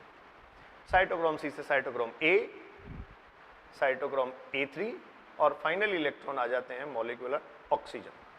अब यहां बहुत इंपॉर्टेंट पॉइंट ये है, पीछे आपने डिस्कस किया भी है, this molecular oxygen is the strong electron acceptor. O2 या फिर ऑक्सीजन आप कहेंगे, this O2 is the strong electron acceptor, या ये फाइनल इलेक्ट्रॉन एक्सेप्टर भी है। मैंने इंट्रोडक्टरी जो लेक्चर्स थे उनमें ये कहा था आपको कि ऑक्सीजन सिर्फ टर्मिनल ऑक्सीडेंट की तरह एक्ट करती है, तो आपको बहुत इंटरेस्टिंग लगेगी ये बात। ग्लाइकोलाइसिस को हमने कहा कंप्लीटली O2CO2 इंडिपेंडेंट है, एरोबिक और एनारोबिक दोनों में कॉमन होता है, तो उसको छोड़ दीजिए आप। एरोबिक रेस्पिरेशन शुरू हुआ माइटोकॉन्ड्रिया में एसिटाइल कोएंजाइम के बनने से, और जैसे ही माइटोकॉन्ड्रिया में एसिटाइल कोएंजाइम बना, एसिटाइल कोएंजाइम बनने का मतलब आप ये कहेंगे कि अब एरोबिक रेस्पिरेशन का प्रोसेस शुरू हुआ, ऑक्सीडेटिव डीकार्बोक्सिलेशन हुआ और उसके बाद में क्रेब्स साइकिल चल पड़ा। क्रेब्स साइकिल में जो इंटरमीडिएट बने हैं वो ETS के थ्रू ऑक्सीडाइज हो रहे हैं, ठीक है। तो आपको इंटरेस्टिंग बात ये लगेगी कि ऑक्सीडेटिव डीकार्बोक्सिलेशन क्रेब्स साइकिल में कहीं भी ऑक्सीजन का डायरेक्ट कोई इन्वॉल्वमेंट नहीं आया है, जबकि वहां आपने कहा NADH और FADH बनेंगे, मेजर पाथवे है क्रेब्स साइकिल एनर्जी जनरेट करने का, एरोबिक रेस्पिरेशन का मेजर पाथवे है, लेकिन कहीं भी ऑक्सीजन का डायरेक्ट इन्वॉल्वमेंट नहीं देखा गया। ऑक्सीजन का इन्वॉल्वमेंट सिर्फ और सिर्फ यहां होता है जहां ऑक्सीजन टर्मिनल ऑक्सीडेंट की तरह एक्ट करती है, और टर्मिनल ऑक्सीडेंट की तरह एक्ट करते हुए ये पूरे प्रोसेस को रेगुलेट कर रही है। कैसे कर रही है पूरे प्रोसेस को रेगुलेट? यहां से इलेक्ट्रॉन्स का जो ट्रांसफर होगा, ये इलेक्ट्रॉन फाइनली इलेक्ट्रॉन एक्सेप्टर तक जाएगा, ये इलेक्ट्रॉन एक्सेप्टर है final, oxygen is the final electron acceptor, इस फाइनल इलेक्ट्रॉन एक्सेप्टर तक इलेक्ट्रॉन जाएगा। इसी तरीके से FADH ऑक्सीडाइज हुआ तो भी आप ये कह सकते हैं इलेक्ट्रॉन यहां फाइनल इलेक्ट्रॉन एक्सेप्टर तक ट्रांसफर हुआ। तो अब फिर से एक बार एक सीक्वेंस हम चेक कर लेते हैं, स्टूडेंट्स आप इस पे फोकस करें। First the NADH dehydrogenase complex, बहुत ध्यान से सुने, आपको बहुत आराम से समझ आएगा। NCERT का जो डायग्रामेटिक प्रेजेंटेशन है उसके अकॉर्डिंग ही मैंने इसको लिखा है, जिससे ज्यादा दिक्कत आपको नहीं हो। NADH डिहाइड्रोजनेज कॉम्प्लेक्स, इसके साथ FADH ऑक्सीडाइज हुआ, इलेक्ट्रॉन्स जो है, हम सिर्फ इलेक्ट्रॉन का पाथ एक बार डिस्कस कर रहे हैं, उसके बाद हम प्रोटॉन की पंपिंग की बात करेंगे। तो ये FMN, FES, ubiquinol, cytochrome C, FES, cytochrome B, cytochrome B से साइटोक्रोम C जो पेरिफेरल मोबाइल इलेक्ट्रॉन कैरियर है, इसको होते हुए cytochrome A, cytochrome A3, copper और आपने कहा फाइनली मॉलिक्यूलर ऑक्सीजन। तो NADH के ऑक्सीडाइज होने से ये इलेक्ट्रॉन्स का ट्रैक रहा है। अब FADH के ऑक्सीडाइज होने से इलेक्ट्रॉन्स का ट्रैक क्या रहता है? देखिए FADH ऑक्सीडाइज हुआ, सक्सिनेट डिहाइड्रोजनेज जो एंजाइम कॉम्प्लेक्स है, आप ये कह रहे हैं सक्सिनेट डिहाइड्रोजनेज एंजाइम कॉम्प्लेक्स की प्रेजेंस में ये होता है, या इस कॉम्प्लेक्स के साथ ये प्रोसेस होता है FADH के ऑक्सीडेशन का। तो यहां देखिए सबसे पहले इलेक्ट्रॉन्स जो हैं वो FAD को ट्रांसफर किए गए, FAD से FES, FES से वो ही यूबिक्विनॉन और यूबिक्विनॉल। तो मैंने पहले भी क्लियर किया है, यूबिक्विनॉन या कोएंजाइम Q आप कह सकते हैं, इलेक्ट्रॉन कैरियर कह रहे हैं, this is the mobile electron carrier in between complex first and complex third, in between complex second and complex third. First और सेकंड के बीच कभी नहीं होगा, फर्स्ट और थर्ड के बीच होगा, सेकंड और थर्ड के बीच होगा। यहां से यूबिक्विनॉल के थ्रू ये साइटोक्रोम B को आए, और साइटोक्रोम B जो कॉम्प्लेक्स नंबर थर्ड है, इस साइटोक्रोम B से आप ये कह सकते हैं फाइनली ये ट्रांसफर हो रहे हैं कहाँ, ये फाइनली ट्रांसफर हो रहे हैं साइटोक्रोम C जो पेरिफेरल मोबाइल इलेक्ट्रॉन कैरियर है, और फाइनली ये भी साइटोक्रोम A, A3 कॉपर और उसके अलावा फाइनल एक्सेप्टर ऑक्सीजन तक पहुंच गए। तो ये दोनों जो ऑक्सीडेशन प्रोसेस हो रहे हैं, इन ऑक्सीडेशन प्रोसेस के थ्रू ये दोनों का इलेक्ट्रॉन ट्रांसफर का ट्रैक था। और स्टूडेंट्स ये बहुत पहले मैंने क्लियर किया था, कॉम्प्लेक्स फर्स्ट से कॉम्प्लेक्स 4 जो है वो एग्जैक्टली एक्सप्लेन कर रहा है ETC, electron transport chain. ETC या इलेक्ट्रॉन ट्रांसपोर्ट चेन को ही एक्सप्लेन कर रहा है, क्लियर है?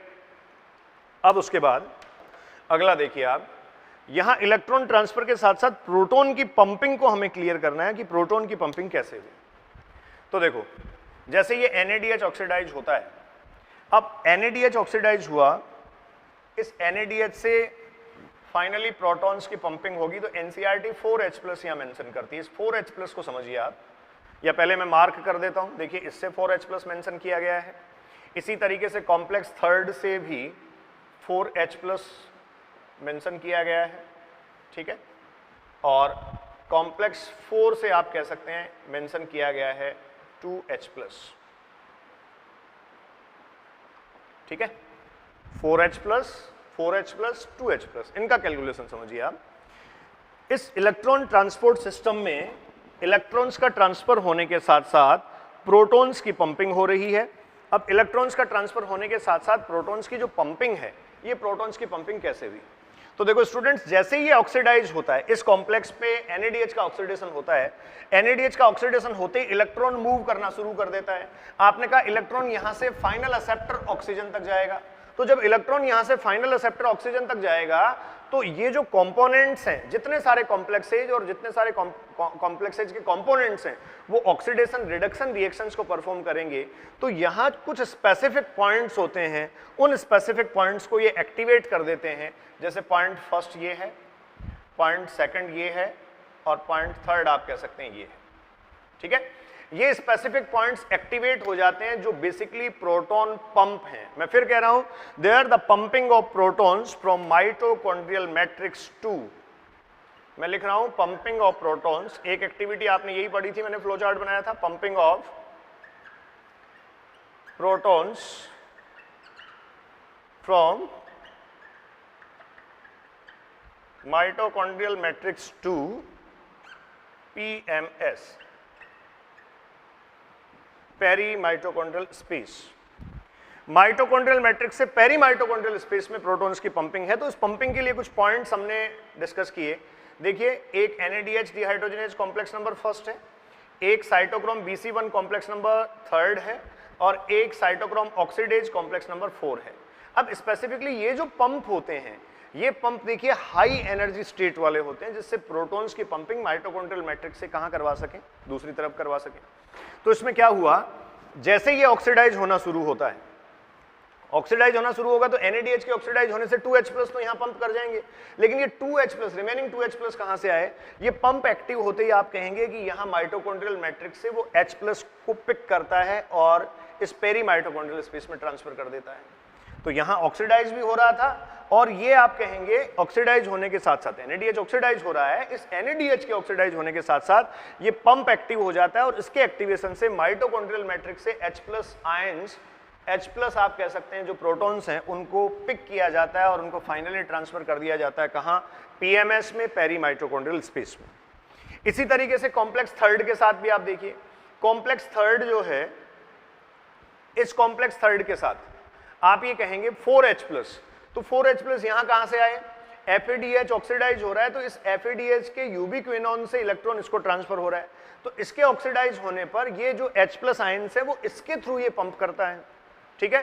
तो FADH ऑक्सीडाइज हुआ, FADH के ऑक्सीडाइज होने से 2H+ इसने पंप किए, और आप ये कह सकते हैं ये भी बिल्कुल प्रोटॉन पंप एक्टिवेशन में आ गया, तो यहां से माइटोकॉन्ड्रियल मैट्रिक्स से पिक करेगा और दूसरी तरफ डाल देगा। तो जहां जहां NADH और FADH के ऑक्सीडेशन से प्रोसेस रेगुलेट हो रहा है, वहां वहां देखिए हमने लिखे हैं 4H+।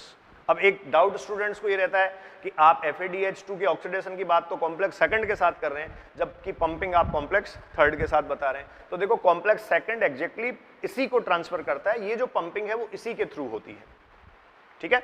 ये जो प्रोटॉन्स की पंपिंग है वो इसी के थ्रू होती है। मैं यहां से यहां एरो लगा के भी इसको लिख सकता हूं कि ये यहां से यहां पंपिंग हुई।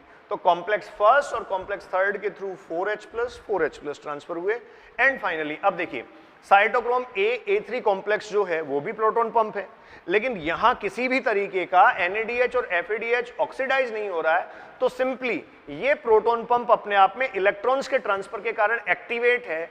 जब इलेक्ट्रॉन्स का ट्रांसफर हो रहा होगा तो उसको बैलेंस करने के लिए ये क्या करेगा? 2H+ पंप कर देगा, ठीक है। So due to the process of oxidation and reduction, समझिए आप, ये जो कंपोनेंट्स हैं इनके ऑक्सीडेशन और रिडक्शन प्रोसेस से, due to the process of oxidation and reduction, there is the transfer of electrons, and just after the transfer of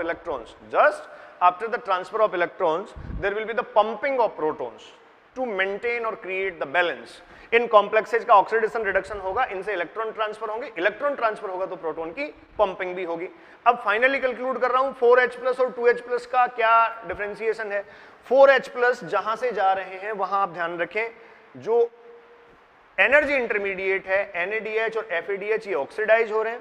जैसे ये ऑक्सीडाइज होना शुरू होगा, जैसे देखो मान लो एक बार FADH2 को भूल जाओ, आप छोड़ दो FADH2 कुछ भी नहीं है, ठीक है, तो क्या होगा, NADH ऑक्सीडाइज हुआ, यहां से NADH के ऑक्सीडाइज होने से 2H+ जाते ही हैं, और आप कह सकते हैं स्पॉन्टेनियसली ये प्रोटॉन पंप एक्टिव हो जाता है। तो एक्टिव होगा तो कंटिन्यूसली यहां से ये 2H+ को पिक करेगा और इस तरफ डाल देगा, तो 4H+ ट्रांसफर हुए। अब आगे अगर FADH2 ऑक्सीडाइज भी नहीं होता है तब भी आप ये कहेंगे 2H+ यहां से पंप करेंगे, जैसे यहां से 2H+ पंप कर रहे हैं, यहां कुछ भी ऑक्सीडेशन नहीं हो रहा है लेकिन फिर भी 2H+ पंप कर रहे हैं। इसका मतलब एक यहां से इसके ऑक्सीडाइज होने से पूरे ETC में इलेक्ट्रॉन का ट्रांसफर कंटिन्यू शुरू हो जाता है, और वो जो इलेक्ट्रॉन का ट्रांसफर है उससे फर्दर जो प्रोटॉन पंप है वहां से पेयर ऑफ प्रोटॉन पंपिंग में चला जाता है। अब FADH ऐड कर दो आप, FADH ऐड करते हैं, हमने कहा यहां से पहले 2H+ होना चाहिए था, अब क्या हुआ 4H+। तो किसी भी इनिशियल स्टेट का, इसकी बात हम करें, इनिशियल स्टेट का ऑक्सीडेशन शुरू होते ही इलेक्ट्रॉन्स के ट्रांसफर से जो प्रोटॉन पंप है वो एक्टिव हो जाते हैं और माइटोकॉन्ड्रियल मैट्रिक्स से कंटिन्यूसली प्रोटॉन्स को पिक करते हैं और PMS में डाल देते हैं। जैसे एक और एग्जांपल हम बात करते हैं, इसको छोड़ दो आप NADH को, हम सिर्फ FADH के ऑक्सीडेशन की ही बात करें, तो देखो FADH का ऑक्सीडेशन जब होगा तो ये इस कॉम्प्लेक्स थर्ड के थ्रू इसको एक्टिव करते हुए 2H+ पंप करवा देगा। एक्टिवेशन में जैसे ही आएगा, एक्टिवेशन में आते ही आप ये कह सकते हैं यहां से माइटोकॉन्ड्रियल मैट्रिक्स से प्रोटॉन्स पंप करेंगे और आगे इसमें इलेक्ट्रॉन जाएगा तो इससे भी प्रोटॉन्स पंप कर जाएंगे। तो ओवरऑल जो प्रोटॉन्स यहां पंप कर गए, ये जो प्रोटॉन्स यहां पंप कर गए हैं, इन प्रोटॉन्स के एक्यूमुलेशन से आप कहेंगे इस तरफ बना प्रोटॉन ग्रेडियंट। क्या बना? Proton gradient. क्लियर? अब कॉम्प्लेक्स नंबर 5 को यूज करते हैं, देखिए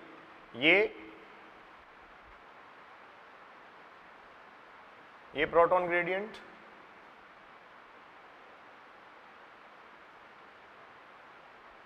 ये प्रोटॉन ग्रेडियंट, ये सारे H+ जो हैं वो PMS में प्रेजेंट हैं। ये पेरी माइटोकॉन्ड्रियल स्पेस मैंने इस तरफ लिख रखा है। अब देखिए यहां से क्या होगा, ये प्रोटॉन्स इधर मूव करेंगे 2H+ और ATPase की प्रेजेंस में एडिनोसिन डाइफॉस्फेट और इनऑर्गेनिक फॉस्फेट जो है वो बाइंड हो जाएंगे और ये बनेगा ATP, एडिनोसिन ट्राइफॉस्फेट। ठीक है, F1 पार्टिकल के थ्रू H+ यहाँ ट्रांसफर हो रहे हैं। अब ये भी अपने आप में बहुत इंटरेस्टिंग है, ये ATPase एंजाइम कॉम्प्लेक्स जो है वो F1 पार्टिकल में प्रेजेंट होता है, इसको आप हेड पीस बोलते हैं, और जो टेल पीस है इसका वो इस मेम्ब्रेन में एम्बेडेड होता है। F1 जो है वो हेड पीस में प्रेजेंट होता है। सबसे इंपॉर्टेंट बात क्या है, यहाँ जैसे ही H+ आयन आता है तो ये जो कॉम्प्लेक्स है, ये कॉम्प्लेक्स इस टनल में से, ये जो टनल है इस टनल में से H+ आयंस को यहाँ मूव करवा देता है और H+ आयंस के यहाँ आने से ATP बनता रहता है। क्लियर? तो देखो दो अलग अलग पार्ट मैंने एक फ्लो चार्ट में आपसे डिस्कस किए थे, उनमें आपने कहा था initially there is the pumping of protons from mitochondrial matrix to PMS, mitochondrial matrix to PMS, mitochondrial matrix to PMS, but finally the transfer of protons from PMS to, ये perimitochondrial space है, PMS to आप कहेंगे mitochondrial matrix. PMS से mitochondrial matrix में आ गया, और PMS से माइटोकॉन्ड्रियल मैट्रिक्स में आने का मतलब यहाँ किसका फॉर्मेशन हो गया? ATP का। अब आपको ये भी क्लियर होना चाहिए कि यहाँ ATP फॉर्मेशन के लिए जो ATPase कॉम्प्लेक्स है इसमें ATP सिंथेज एंजाइम की जो प्रेजेंस है वो होगी, ATP सिंथेज ये प्रेजेंट है जो ATP का फॉर्मेशन करवा देता है। क्लियर? सो स्टूडेंट्स, ये आपके पास इलेक्ट्रॉन ट्रांसपोर्ट सिस्टम की डिटेल है। जो स्टूडेंट्स को डाउट होते हैं बेसिकली वो 2 से 3 ही हैं। आप इसको पढ़ने का सबसे अच्छा तरीका आपके पास ये है, NADH को ऑक्सीडाइज करवाइए और फाइनल इलेक्ट्रॉन एक्सेप्टर तक उसका सीक्वेंस देखिए, FADH को ऑक्सीडाइज करवाइए और फाइनल इलेक्ट्रॉन एक्सेप्टर तक उसका इलेक्ट्रॉन ट्रांसफर का सीक्वेंस या आप ट्रैक देखिए। फिर आपको ये स्पेसिफिकली पता होने चाहिए कि इलेक्ट्रॉन ट्रांसफर होने से प्रोटॉन्स की पंपिंग होती है। तो प्रोटॉन पंपिंग के आपके पास 3 स्पेसिफिक पॉइंट्स हैं, this pump, this will be the pump and this will be the pump. यहां से प्रोटॉन्स का जो ट्रांसफर होता है वो कैसे होता है, तो इनिशियल पंप के एक्टिव होने से इलेक्ट्रॉन्स का ट्रांसफर फर्दर होना शुरू हो गया, या यहां ऑक्सीडेशन होने से इलेक्ट्रॉन्स का ट्रांसफर कंटिन्यू हो गया। ऐसा होने पर आगे के पंप्स को भी ये इलेक्ट्रॉन ट्रांसफर एक्टिवेट कर देगा। तो यहां सिर्फ अगर NADH जो है उसी को ऑक्सीडाइज आप करवाएंगे तब भी यहां से 2H+ और 2H+ पंप होते रहेंगे। क्लियर? यहां सिर्फ FADH को आप पंप करवाएंगे तो इसको छोड़ दीजिए, ये एक्टिवेट रहेगा और इसके आगे वाला कॉम्प्लेक्स एक्टिवेट रहेगा, क्योंकि फाइनली फर्स्ट से थर्ड और सेकंड से थर्ड अल्टीमेटली सब फोर्थ के पास जाना होता है। तो ये इस तरीके से आपके पास ATP फॉर्मेशन का प्रोसेस है जिसको आप पढ़ते हैं मैकेनिज्म ऑफ ETS। ये आप इसका स्क्रीनशॉट ले सकते हैं और इसको आराम से NCERT से आप डिस्कस कर सकते हैं। ठीक है, थोड़ा सा कॉम्प्लिकेशन है लेकिन स्टेप बाय स्टेप अगर हम चलें तो बहुत इजीली ये क्लियर हो जाता है। उसके बाद मैं NCERT का जो मैटर है उसको डिस्कस करूंगा और उससे रिलेटेड कुछ और रेफरेंसेज जो है वो मैं क्लियर करूंगा। ये है students ETS। So students NCERT अब डिस्कस कर लेते हैं हम।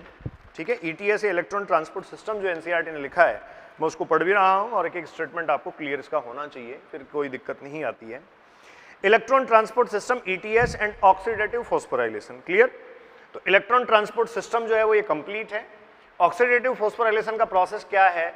The process by which the formation of ATP takes place because of the oxidation reduction reactions. Oxidation reduction energy के कारण ATP का फॉर्मेशन होता है, उसको आप ऑक्सीडेटिव फॉस्फोराइलेशन कहते हैं। यहाँ लिखा है respiratory process are to the release and utilize the energy stored in NADH plus H+ and FADH2। ठीक है, तो ये एग्जैक्टली आपको ये कहना चाह रहा है, NCERT ने लिखा है कि जो NADH है और FADH2 है इनमें जो स्टोर्ड एनर्जी है उसको यूटिलाइज करने का प्रोसेस ETS है। इनका ऑक्सीडेशन करवा के ATP बनाने का प्रोसेस ETS है। This is accomplished when they oxidize through the electron transport system and the electrons are passed on the O2 resulting in the formation of H2O। तो देखो electrons आपने कहा फाइनली कहां पास हुए? ऑक्सीजन को। अब जैसे इलेक्ट्रॉन्स फाइनली ऑक्सीजन को पास हुए तो आप ये कहेंगे ऑक्सीजन को इलेक्ट्रॉन्स पास होते ही, फाइनल इलेक्ट्रॉन एक्सेप्टर NCERT ने लिखा है ऑक्सीजन, और इसको इलेक्ट्रॉन्स पास होते ही यहां से आप ये कहेंगे यहां प्रोडक्ट बन गया 2H+ 1/2O2 और ये आप कहेंगे H2O, ये वाटर प्रोडक्ट बन गया। तो ETS जो है उस ETS में प्रोडक्ट क्या आया? H2O।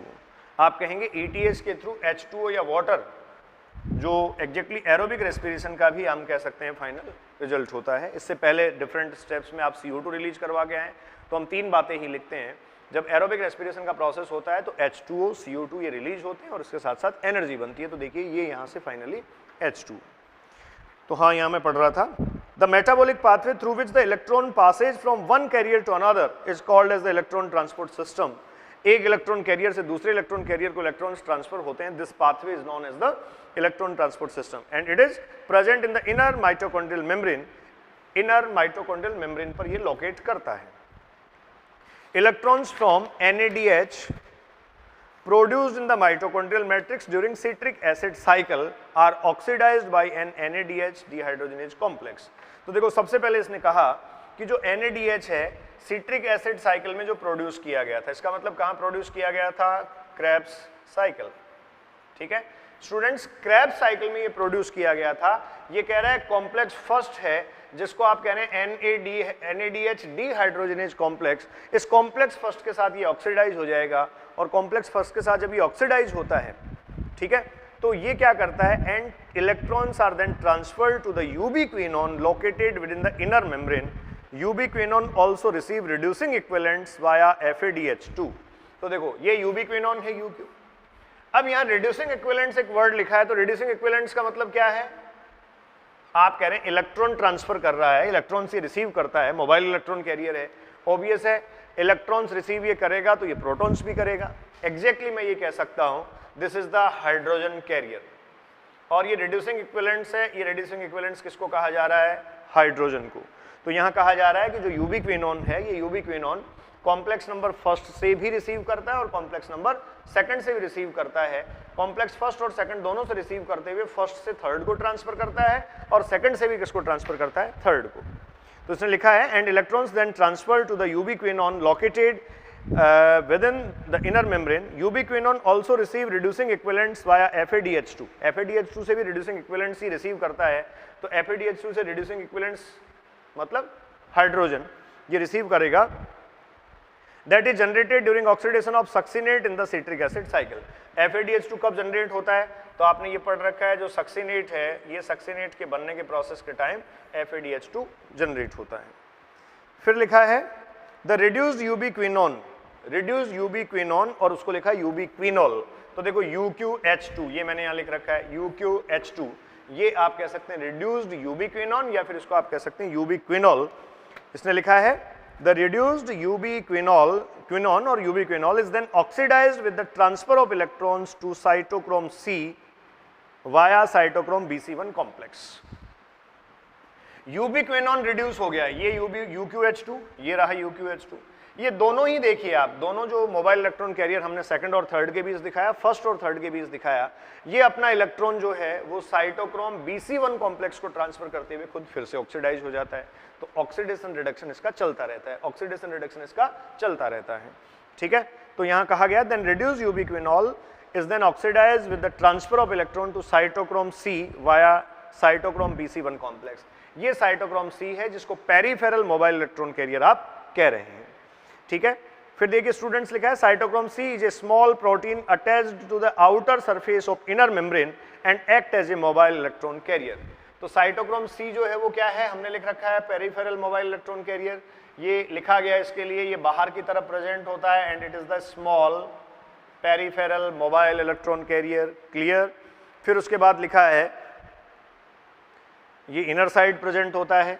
ठीक है, साइटोक्रोम C की बात की जा रही है। Cytochrome C act as the mobile electron carrier, transfer electrons between complex third and complex 4। ये मैंने पहले से मेंशन कर रखा है। Cytochrome C peripheral mobile electron carrier है और थर्ड से फोर्थ के बीच इलेक्ट्रॉन्स का ट्रांसफर करता है। Complex 4 refers to the cytochrome C oxidase complex. इसको साइटोक्रोम C ऑक्सीडेज कॉम्प्लेक्स कहते हैं या साइटोक्रोम ऑक्सीडेज कॉम्प्लेक्स आप कह सकते हैं। ठीक है, containing cytochrome A and A3 and 2 copper centres. A और A3 ये देखिए, और आपने लिखा है साथ में 2 कॉपर सेंटर्स ये कंटेन करता है। When the electrons pass from one carrier to another, when the electrons pass from the one carrier to another, complex first to complex 4 in the electron transport chain, they are coupled to ATP synthase for the production of ATP from ADP and inorganic phosphate। वो कह रहा है जब electron complex first से complex 4 को पास होते हैं, the electron transport chain में जब ऐसा होता है, they are coupled to ATP synthase. ये ATP सिंथेज एंजाइम के साथ वो कपल्ड होते हैं। इसका मतलब क्या हुआ, जब इलेक्ट्रॉन ट्रांसफर हुआ तो प्रोटॉन्स की पंपिंग हुई। ये जो प्रोटॉन्स यहाँ एक्यूमुलेट हुए, ये प्रोटॉन्स फाइनली इस ATP सिंथेज के थ्रू होते हुए पास हुए, और जब ऐसा हुआ तो ADP और इनऑर्गेनिक फॉस्फेट से क्या बन गया, ATP। ठीक है, तो कह रहा है ये the number of ATP molecule synthesize depends on the nature of electron donor. Nature of electron donor, कितने ATP बनेंगे ये नेचर ऑफ इलेक्ट्रॉन डोनर पे डिपेंड करता है। तो देखिए यहाँ को डोनर कौन है, NADH ऑक्सीडाइज हो रहा है, FADH ऑक्सीडाइज हो रहा है, दोनों यहाँ डोनर। क्लियर, ये ऑक्सीडाइज हो रहे हैं, यहाँ दोनों डोनर की तरह एक्ट करेंगे। Oxidation of 1 molecule of NADH gives rise 3 molecules of ATP। NADH का एक मॉलिक्यूल अगर ऑक्सीडाइज होता है, स्टूडेंट्स आपको डिटेल दे रखी है, 1 मॉलिक्यूल ऑफ NADH अगर ऑक्सीडेशन में जाता है 3 मॉलिक्यूल्स ऑफ ATP बनवा देता है। ये मैंने क्रेब्स साइकिल में ही कैलकुलेशन आपको सब बता रखा है। ठीक है, FADH जो है उस FADH का एक मॉलिक्यूल ऑक्सीडेशन में जाता है और 2 मॉलिक्यूल्स ऑफ ATP वहां बनवा देता है। ये दोनों बातें हमने पहले से डिस्कस कर रखी हैं। ठीक है, फिर लिख रहा है although the aerobic process of respiration take place only in the presence of oxygen. ठीक है, एरोबिक रेस्पिरेशन का जो प्रोसेस है that always takes place in the presence of oxygen, but the role of oxygen is limited to the terminal stage of the process. ये मैं बहुत clearly आपको explain कर चुका हूं कि देखिए एरोबिक रेस्पिरेशन के प्रोसेस में लिंक रिएक्शन से आप शुरू करिए, जहां पायरुवेट माइटोकॉन्ड्रिया में एंटर करता है, उसके बाद क्रेब्स साइकिल पे आ जाइए, जो मेजर पाथवे है, कहीं भी आपको ऑक्सीजन का डायरेक्ट इन्वॉल्वमेंट नहीं दिखेगा। ETS में टर्मिनल ऑक्सीडेंट की तरह, लास्ट और फाइनल इलेक्ट्रॉन एक्सेप्टर की तरह ऑक्सीजन की प्रेजेंस होगी। ठीक है, The number of ATP molecules synthesized depend on the nature of the electron donor. Oxidation of one molecule of NADH gives rise 3 molecules of ATP, while the 1 molecule of FADH2 produce 2 molecules of ATP. तो ये तो NADH और FADH से कितने ATP molecules बनते हैं ये clear किया गया है। और फिर फाइनली ऑक्सीजन के लिए लिखा है कि रोल ऑफ ऑक्सीजन जो है वो क्या होगा, limited as the terminal stage. Yet the presence of oxygen is vital, मतलब लिविंग एग्जिस्टेंस को शो करता है, वाइटल से बायोलॉजिकल और लिविंग है। Since it's derive the whole process by removing hydrogen from the system. देखो ये आप कह रहे हैं पूरे प्रोसेस को रेगुलेट करता है, मैं बार बार बात कर चुका हूं इस बात की, ये पूरे प्रोसेस को कैसे रेगुलेट करता है, क्योंकि फाइनल इलेक्ट्रॉन रिसेप्टर यही है। फाइनल इलेक्ट्रॉन रिसेप्टर के साथ साथ देखो आपने ये H+, तो आपसे क्वेश्चन पूछा जाए the oxygen is the final electron receptor और हाइड्रोजन रिसेप्टर। हाइड्रोजन रिसेप्टर अगर आप कहेंगे तो ज्यादा करेक्ट है, बिकॉज हाइड्रोजन रिसेप्टर आपने कहा तो ऑब्वियस है इलेक्ट्रॉन प्रोटॉन दोनों काउंट हुए, ठीक है। जो ऑक्सीजन है that oxygen is the strong electron receptor, हमने यहाँ लिख रखा है। तो इलेक्ट्रॉन रिसेप्टर है, इलेक्ट्रॉन रिसेप्ट करने के साथ साथ H+ भी रिसीव करेगी और फाइनली क्या बनवा देगी, water. So this oxygen drive the whole process, इस पूरे प्रोसेस को ये ऑक्सीजन चलाती है, because this oxygen is the terminal final strong electron receptor और हाइड्रोजन रिसेप्टर। क्लियर। इसके बाद देखिए लिखा हुआ है यहां, unlike photophosphorylation where it is the light energy that is utilized for the production of proton gradient required for the phosphorylation।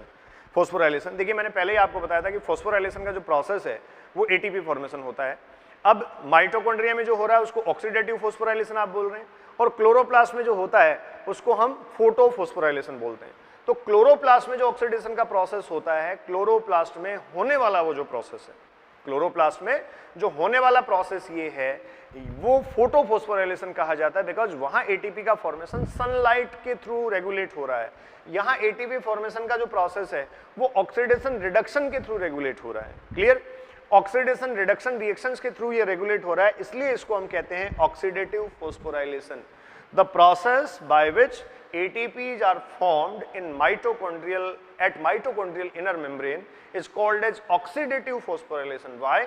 तो आपके पास परफेक्ट आंसर है, एनसीईआरटी ने मेंशन कर रखा है।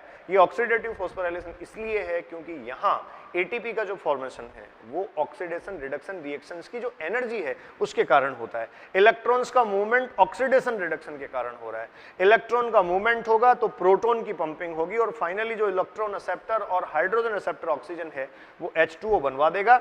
जो प्रोटॉन्स यहाँ बनेंगे, एक्यूमुलेट होंगे, ये प्रोटॉन्स यूज कर लिए जाएंगे और इनसे क्या बन जाएगा, एटीपी। क्लियर। फिर लिखा है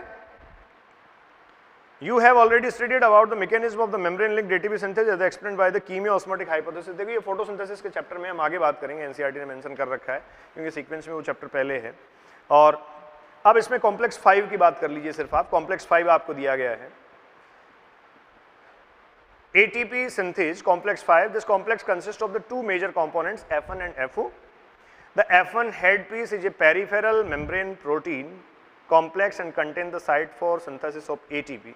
तो देखो ये मेम्ब्रेन में जो एम्बेडेड है ये FO है, this particle this head piece is the F1, और ये कह रहा है the F1 head piece is a peripheral membrane protein complex and contain the site for ATP synthesis of ATP from ADP and inorganic phosphate।